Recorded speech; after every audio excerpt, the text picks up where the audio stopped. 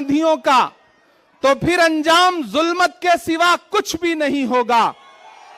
यह दुनिया नफरतों के आखिरी स्टेज पर है, इलाज इसका मोहब्बत के सिवा कुछ भी नहीं होगा। मेरी आंखों के सामने जो नई नस्ल खड़ी है, तमाम बुजुर्ग यहां बैठे हैं। मैं बहुत दिन से सोचता था कि कभी आपके बीच में आऊंगा और आपसे मुलाकात करूंगा, आपसे थोड़ी देर बात करूंगा, लेकिन मौका भी मिला है तो एक चुनावी मौके पे आपके बीच में आया हूं और भाई अनिल भारद्वाज जी की आवाज पर आपके बीच हाजिर हुआ हूं। हमारे अल्पसंख्यक विभाग के प्रदेश चेयरमैन अब्दुल वाहिद कुरैशी साहब का इसरार था कि आपको हाजिर होना है।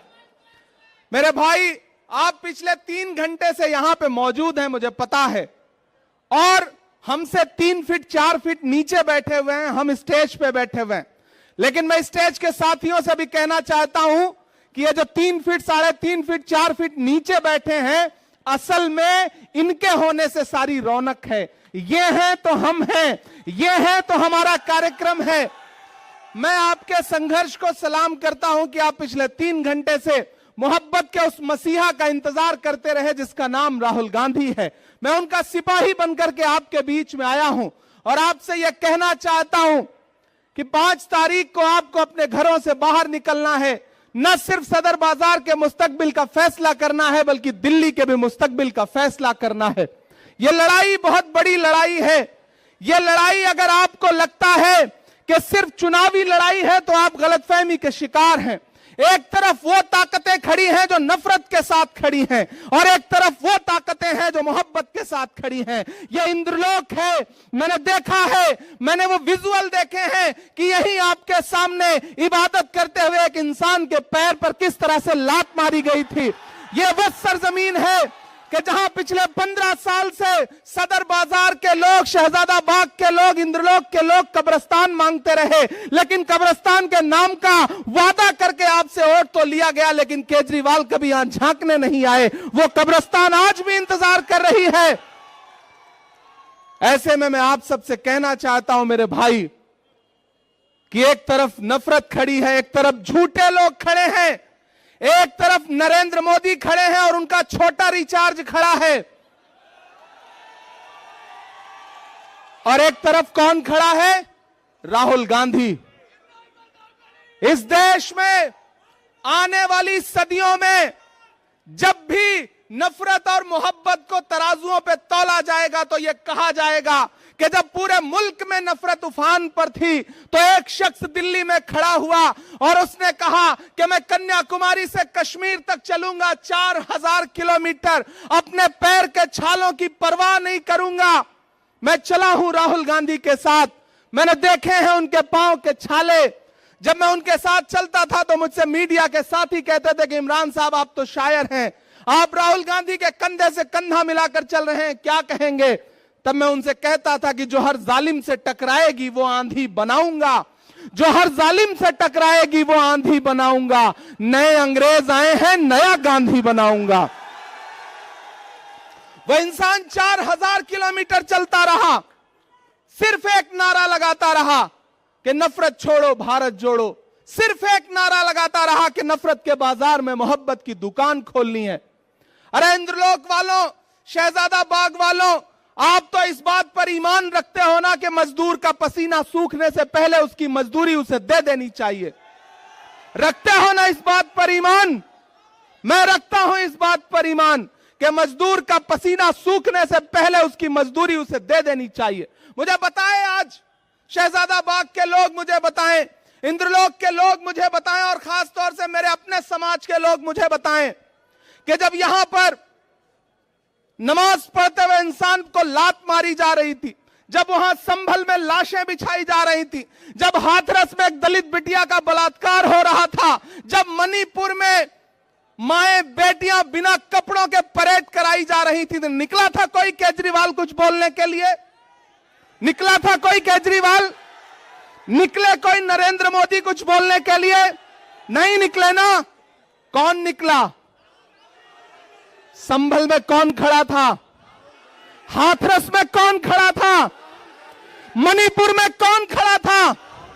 कन्याकुमारी में कौन खड़ा था? कश्मीर में कौन खड़ा था? जब दिल्ली जल रही थी तो कौन खड़ा था? अगर आपके हर मुद्दे पर राहुल गांधी खड़ा है तो फिर वोट अगर किसी बहुरूपिये को देंगे तो ये आप अपने जमीर के साथ नाइंसाफी करोगे। मैं अनिल भारद्वाज जी के लिए आपसे आज अपील करने आया हूं और आपसे यह कहने आया हूं कि याद करो 2013 की दिल्ली, याद करो 2014 की दिल्ली, जब एक नाटक शुरू किया गया था यहां पर और आरएसएस के लोग, भाजपा के लोग पीछे से उस नाटक की पैरवी कर रहे थे, सारा स्पॉन्सरशिप आरएसएस कर रही थी। और जब सरकार बन गई, राजनीति में आ गए तो आज सब गायब हैं। मैं तो पूरे देश में जाके शेर पढ़ता हूं कि भारत मां की आंख के तारे कहां गए, भारत मां की आंख के तारे कहां गए, आरएसएस के राज दुलारे कहां गए, अच्छे दिनों की तरह उन्हें भी खोज रहा कोई, बताए अन्ना हजारे कहां गए। सब गायब हो गए और ये बहरूपी अपने शीश महलों में, घरों के अंदर दुबक के बैठ गए। केजरीवाल जी आएंगे आपके बीच में प्रचार करने तो उनसे पूछना कि जब दिल्ली जल रही थी तब क्यों नहीं आए हमारे बीच में, आज सुरक्षा लेकर के हमारे बीच में आ रहे हो। केजरीवाल की खांसी बंद हो गई, पूरी दिल्ली को खांसी आने लगी। इसलिए मैं आपसे कहना चाहता हूं साथियों कि अनिल भाई आपके बहुत शानदार प्रत्याशी हैं, राहुल गांधी जी ने इन पर भरोसा किया है। मैंने आपसे कहा ना कि आप तो इस बात पर ईमान रखते हो कि मजदूर का पसीना सूखने से पहले उसकी मजदूरी उसे देनी चाहिए। मैं चला हूं राहुल गांधी के साथ कन्याकुमारी से कश्मीर तक, मैंने उनके पांव के छाले देखे हैं। मैं उन पांव के छालों की याद दिलाते हुए आपसे कहना चाहता हूं कि अगर इस बात पर ईमान रखते हो कि मजदूर का पसीना सूखने से पहले उसकी मजदूरी उसे दे देनी चाहिए, तो मैं आपसे राहुल गांधी की मजदूरी मांगने आया हूं। और वो मजदूरी है अनिल भाई को अपना एक एक वोट देकर के हाथ के पंजे के सामने वाले बटन पे 5 तारीख को अपना एक एक वोट देकर के इन्हें विधानसभा पहुंचाइए। आपका दिया गया एक एक वोट सिर्फ अनिल भारद्वाज को नहीं मिलेगा, मोहब्बत के उस मसीहा को मिलेगा जिसका नाम राहुल गांधी है। आपका दिया गया एक एक वोट सिर्फ अनिल भारद्वाज को नहीं मिलेगा, इस देश में डॉक्टर बाबा साहब अंबेडकर के संविधान के सबसे बड़े अगुआ मल्लिकार्जुन खड़गे जी को मिलेगा। आपका अनिल भारद्वाज को दिया गया एक एक वोट सिर्फ इनको नहीं मिलेगा, इस देश में महिलाओं की सबसे बड़ी आवाज प्रियंका गांधी जी को मिलेगा। आपका दिया गया एक एक वोट सिर्फ अनिल भारद्वाज को नहीं मिलेगा, इमरान प्रतापगढ़ी पे आपका एहसान होगा। यह कहने के लिए आपके बीच में आया हूं और आपसे गुजारिश करता हूं कि इस बड़ी लड़ाई में आपको चुनना पड़ेगा। और अकलियत के लोगों, खास तौर से मेरी एक बात सुनना और जाना, तो रात को जब सोने लगना अपने तन्हा कमरों में, तो याद करना कि एक 35-36 साल का लड़का आया था, एक बात कह करके गया, आप पिछले 3 बार से केजरीवाल को वोट देते आ रहे हो, लेकिन जब जब आपको जरूरत पड़ी केजरीवाल कहीं नजर नहीं आए। क्यों?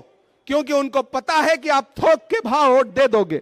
मैंने एक फिल्म देखी थी, उस फिल्म में एक डायलॉग था कि आग को पानी का डर बना रहना चाहिए।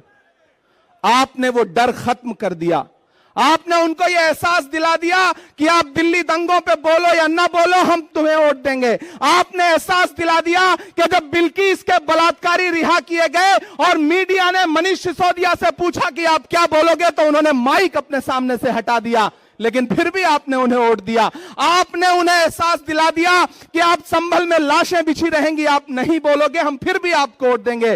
और दलित भाइयों, आपने एहसास दिला दिया कि हाथरस में दलित बिटिया के साथ बलात्कार हुआ, अरविंद केजरीवाल कुछ भी नहीं बोलेंगे, लेकिन फिर भी आप उन्हें वोट देंगे। यह भ्रम तोड़िए, उन्हें एहसास दिलाइए कि आग को पानी का डर बना रहना चाहिए। वो डर जो खत्म हुआ है उसे 5 फरवरी को फिर से पैदा करिए, अपने घरों से निकलिए और अपना एक एक वोट अनिल भारद्वाज को दे करके राहुल गांधी के हाथों को मजबूत करिए।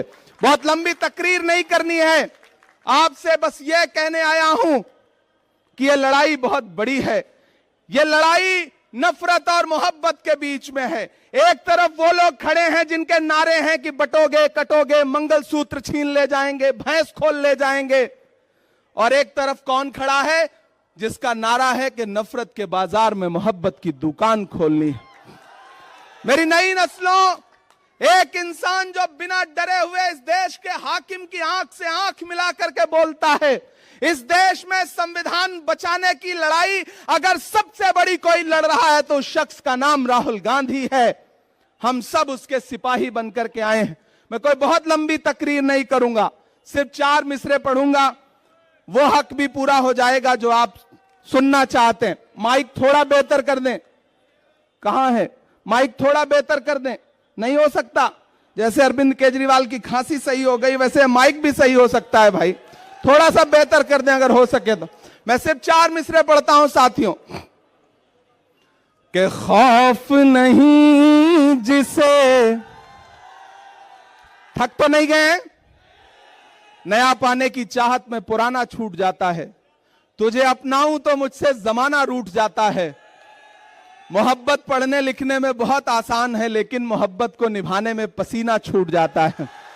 मुझे पता है आप पिछले 3-4 घंटे से यहां मौजूद हैं, राहुल गांधी जी का इंतजार कर रहे थे, लेकिन पिछले 4-5 दिन से ऐसा लग रहा है जैसे उनको नजर सी लग गई हो, तबीयत खराब है। आप उनके लिए दुआ भी करें, वो सेहतमंद होकर के कल से पूरे दिल्ली में प्रचार के लिए उतरे। वो खुद आपके बीच में आना चाहते थे लेकिन उनका संदेश आया कि इमरान आप जाइए, लोगों से कहिए कि मैं नहीं पहुंच पा रहा हूं और मेरा पैगाम भी उनको पहुंचाइए। तो मैं आप सबकी तरफ से मैं चाहता हूं कि आपकी तालियों के साथ राहुल जी तक यह संदेशा जाना चाहिए कि खौफ नहीं जिसे मुरझाने का, हम उस गुल के साथ खड़े हैं। अगली जो लाइन है ना, वो लाइन आपकी तालियों के साथ पूरे दिल्ली की फजाओं में जानी चाहिए, अपने राजमहल में सोने वाले मोदी जी तक और अपने शीश महल में सोने वाले केजरीवाल तक, दोनों तक जानी चाहिए कि खौफ नहीं जिसे मुरझाने का, हम उस गुल के साथ खड़े हैं। खौफ नहीं जिसे मुरझाने का, हम उस गुल के साथ खड़े हैं। कैसा भी दौर आए लेकिन हम राहुल के साथ खड़े हैं। कैसा भी दौर आए लेकिन हम राहुल के साथ खड़े हैं।